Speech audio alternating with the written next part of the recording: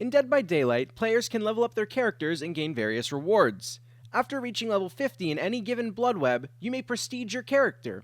Any given character can prestige up to 100 times. Many players seek out this prestige 100 as it shows dedication towards one's character. In today's video, we will discuss the best ways in order to achieve prestige 100 as quickly as possible. My name is Time, and I ask you that you lend me some of yours for this video.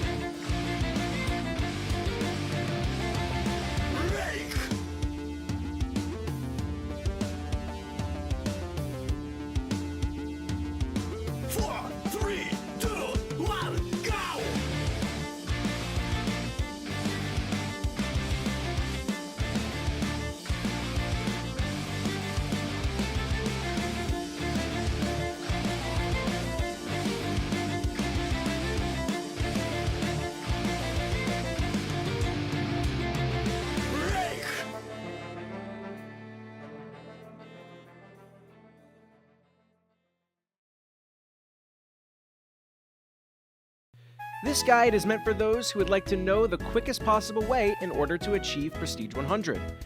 To credit myself, I was able to get Xenomorph to Prestige 100 in a total of 39 days. The information I hold on this topic could prove quite useful to you if you are reaching for this goal. Today we will be discussing the following topics: character prestige, efficient Bloodwebs, efficient Bloodpoint gathering, and events. Character prestige is the most crucial part in obtaining Prestige 100 as it could save you millions of blood points down the line. Before you start to grind your prestige, it is best to have all the characters at Prestige 1 in order to have their perks unlocked on the Bloodweb. When a character is Prestige 3, you will have all of their perks unlocked at level 3, meaning they won't show up on the Bloodweb at all. This is detrimental for your Bloodwebs because buying a perk past level 9 will automatically spawn the entity. Perks will usually spawn 3 nodes away from the center, but once bought, the entity eats another item, usually a perk, immediately. This allows players to force the hand of the entity in order to get rid of unwanted parts of the Bloodweb. Try to only buy a single perk per Bloodweb in order to keep this trend going for as long as possible. The more teachable perks you own at level 1, the better your savings will be. Bloodwebs consist of very different items, offerings, and add-ons for each character. Each Bloodweb, once finished, allows the player to prestige their character. Most players will buy the items, add-ons, and offerings that they enjoy the most, but that is very inefficient for amassing prestige levels. For the most part, you want to spend your blood points on common and uncommon items as they cost the least amount of points. If you can avoid buying rares, very rares, and ultra rares, that is the best way to spend your points. However, there are some cases where buying rare or higher items can be beneficial. For example, if you have a common item that is the center point of an entire branch that is also being threatened by the entity, you might want to buy the higher cost items on the other side of the web, since the entity will eat all of the items on that branch. 2 common items total up to 4,000 blood points, which is exactly what a very rare item costs. With that in mind, if the Bloodweb can eat 2 items or more, it will most likely be more cost effective for you to buy than a singular item. Gathering blood points for your account can seem to be a massive task. On average, it takes about 3 hours to get enough blood points to gain a singular prestige level. Using blood point offerings like Bloody Party streamers or tiramisu's from the anniversary event will potentially make the grind a little bit shorter. With that being said, the most efficient way to gain blood points is to play Survivor with your friends and have all of your friends bring the highest blood point gaining offering that they can. Now, if you're like me and you don't have friends that play consistently, then you can play Killer with those same offerings as the next best option. As Survivor, having a full Swift bringing nothing but cakes, you can expect to see 80,000 blood points. For one game, this is quite the amount. However, Killers have an easier time gaining blood points in any given match due to their varying blood point scoring events. Playing Blight with no other players bringing tiramisu's, I can gain roughly 70,000 points per match.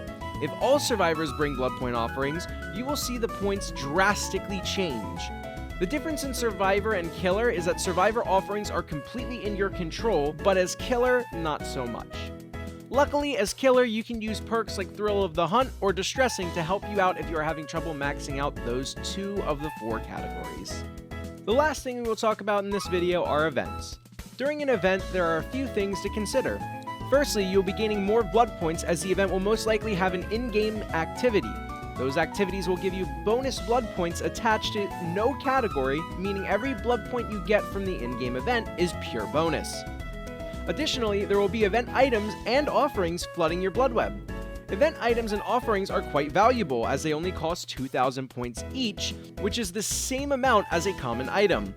The event items are also programmed at a higher rarity than ultra rare items, so they tend to take up the space of higher cost items. Not only do you gain more blood points during an event, but your Bloodwebs are a lot cheaper too. Make sure you take advantage of that. With that being said, this marks the end of the video. Thank you all for your time. If you guys enjoyed it, please leave a like and drop a sub as it really helps me out. If you have any further insight on Prestige 100 grinding, let me know in the comments.